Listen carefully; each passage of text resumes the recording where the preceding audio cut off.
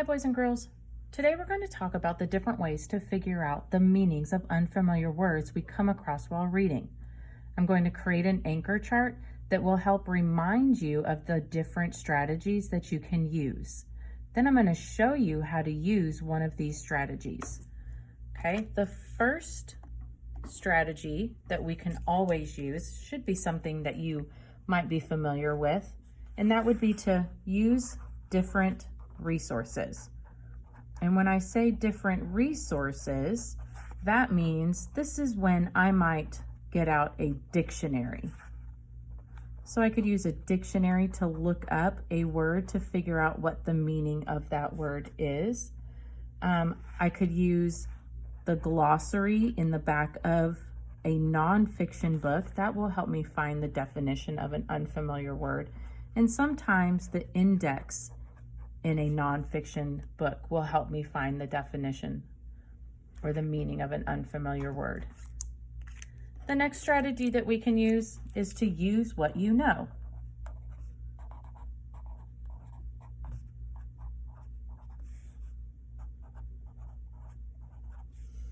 When you use what you know, that means that you are replacing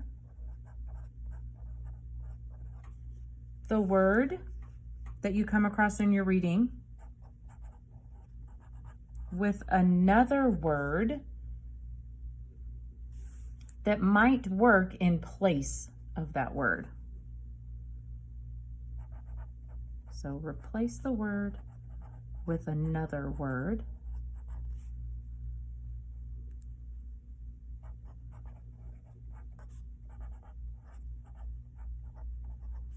that works in the context of how it's being used.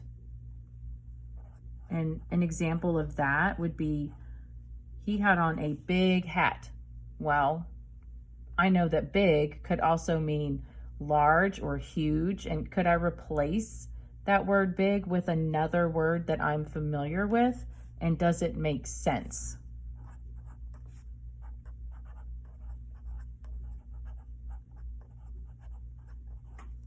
Okay. The next strategy that we can use would be to use word parts. Look for a root word in that unfamiliar word. Look for the prefixes if they have a prefix. You could also look for the suffixes, but looking for that root word or base word is going to help me figure out what that word means. And last would be to use context clues. Context clues are clues in the sentence that unfamiliar word is in. They might be clues in the whole paragraph that word is in.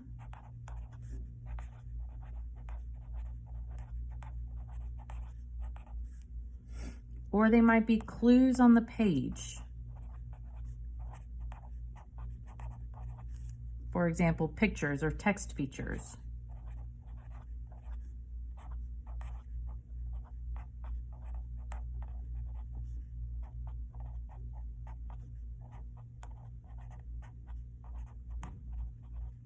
Okay, so those are 4 different methods that we can use to figure out an unfamiliar word in our reading.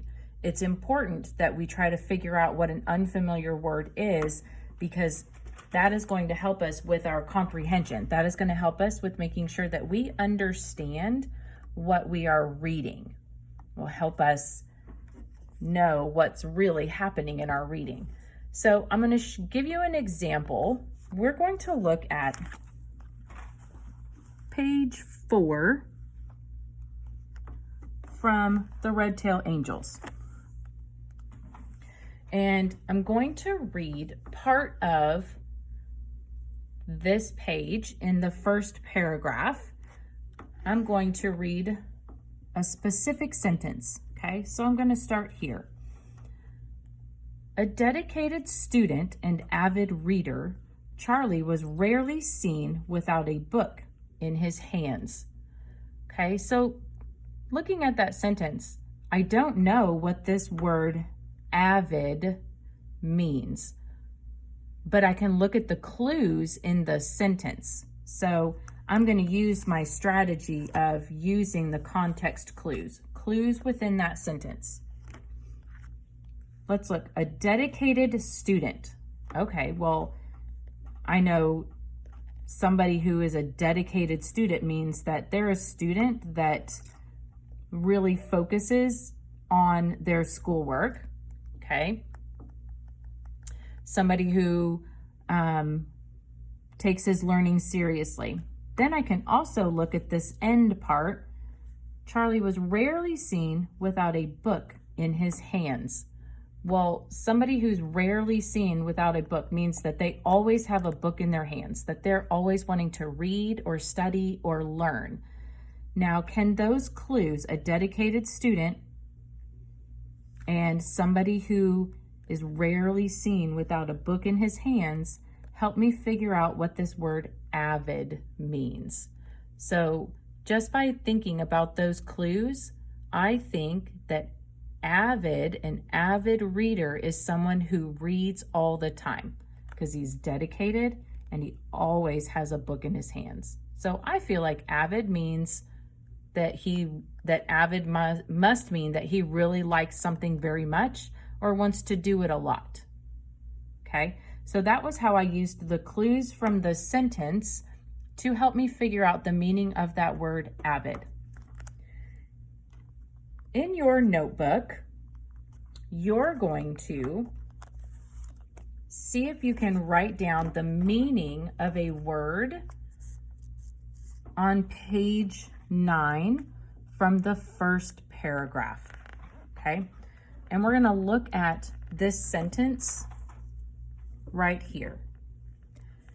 He knew he probably shouldn't eavesdrop, but he found himself edging closer and closer to the tent's opening. I want you to look at this word eavesdrop. I want you to use one of these strategies and write down what you think eavesdrop means. Okay, so you can use the context clues. I'll read the sentence again. He knew he probably shouldn't eavesdrop, but he found himself edging closer and closer to the tent's opening. In your notebook, I want you to write down what you think eavesdrop means and what clues did you use to help you figure out the meaning of that word. We're going to share your ideas when we meet together during our small group. Remember, you can pause this video, you can rewind this video, so you can jot down our anchor chart of figuring out unfamiliar words, and so you can go back and listen to the sentence so you can jot down some clues on your notebook that helps you figure out what that word eavesdrop means.